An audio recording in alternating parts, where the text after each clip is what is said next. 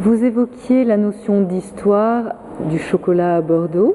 Vous le faites à travers cet ouvrage. En quoi, pour vous, le chocolat est-il intrinsèquement lié à la notion de patrimoine ?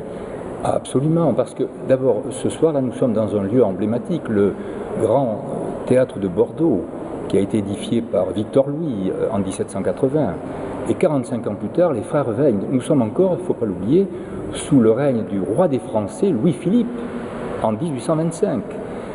Par conséquent, en 1825, ce sont eux les fondateurs de la maison Cadio-Badi. Et les Bordelais le savent.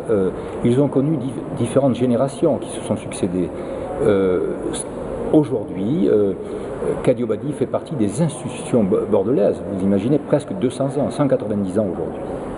Vous avez dans vos productions des chocolats justement qui sont périns, que l'on retrouve de collection en collection.